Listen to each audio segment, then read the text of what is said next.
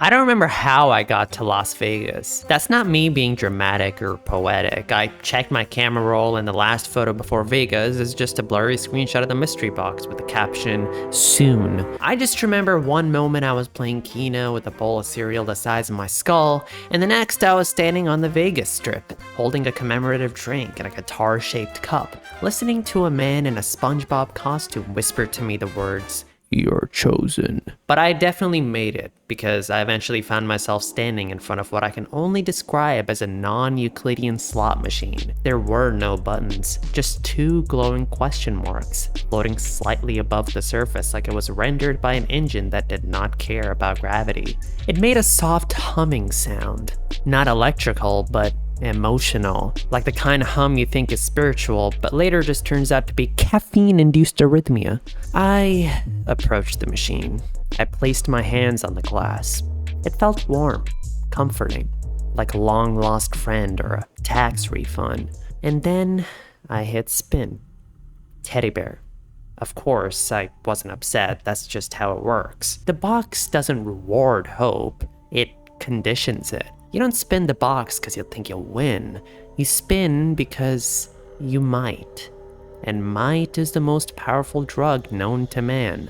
More addictive than heroin, more lucrative than crypto, more stabilizing than therapy, which, to be fair, I have had recommended to me multiple times by my friends and family, but I, instead of pursuing therapy, kept spinning. $20, $50, $100.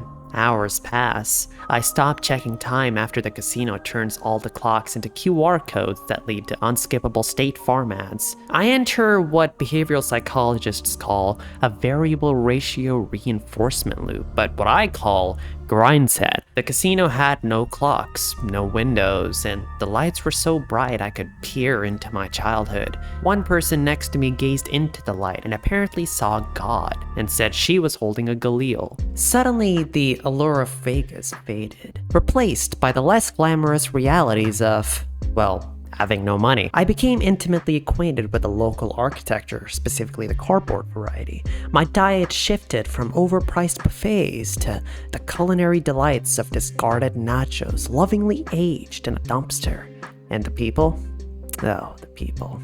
I remember a bachelorette party trying to use me as a photo op. I remember arguing with a mime about intellectual property. I remember selling my shoes to buy a burrito, then trading the burrito for NFTs of Elvis's aura. I remember a man offering to show me the real box, which just turned out to be a dumpster with an LED strip taped to it. Eventually, I woke up in a Denny's parking lot, wearing nothing but a poncho made from casino coupons. A pigeon was eating hash browns off my chest. I was legally and spiritually unhoused, but then ray gun.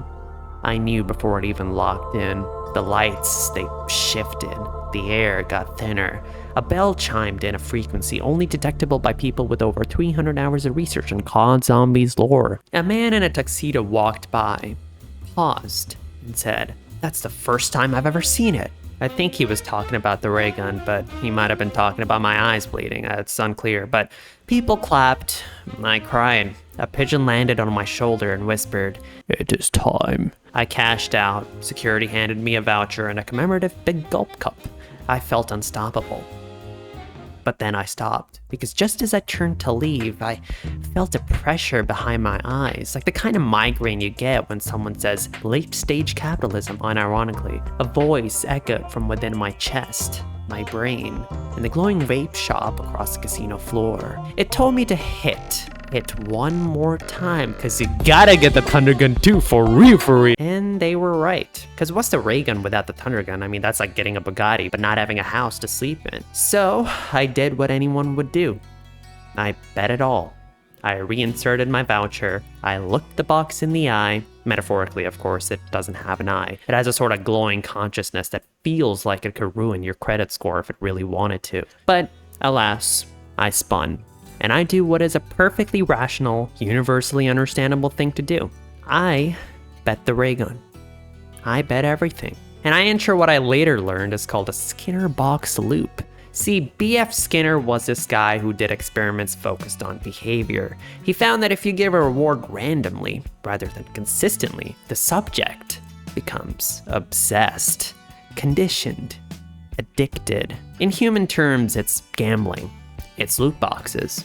It's TikTok's For You page. It's a dopamine economy, and to a more abstract extent, every relationship I've ever had in my life. But at the time, I didn't know any of that bullshit. I was just vibing, right? So 3 hours pass, I'm now barefoot, speaking only in pack-a-punched gun names and trading zombies NFTs for energy drinks with a man who claimed to be the original voice actor for Tank Dempsey. I didn't believe him, of course, until he seductively whispered, "Reach for me, Jugger girl," and passed out into a bush. So I eventually exit the casino, not by choice, of course, but because I was gently escorted out for trying to, and I quote, "infuse liquid divinium into the roulette wheel." I tried to explain it was essential for pack-a-punching the economy, but they didn't understand. No one does. So I slept in a fountain that night. I bartered a half-eaten churro for 2 spins and a prayer. I started seeing box locations that weren't even there.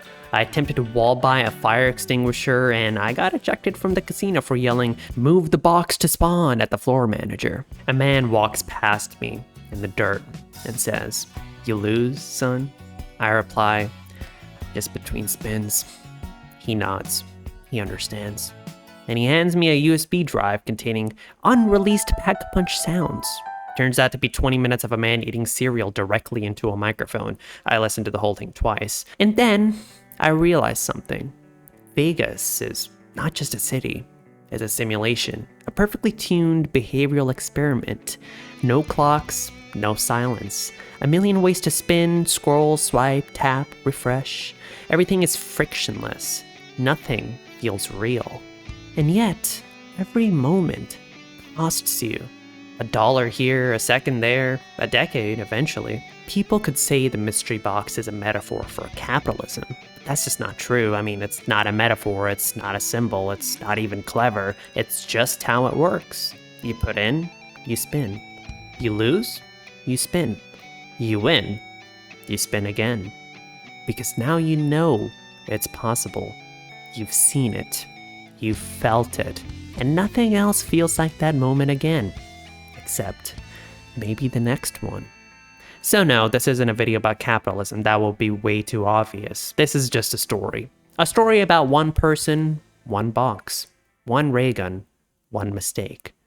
But if you did like this video, check out my upcoming essay, Why the Mystery Box is Everything Wrong with Capitalism. And if you'd like to support my ongoing sociological research into Vegas-based loot systems and their economic parallels, you can help donate to my Patreon and more importantly, my GoFundMe. Help me get the Thunder Gun again. I'm not addicted, bro. I've been gambling for 20 years now. Quitting is easy. I've done it hundreds of times.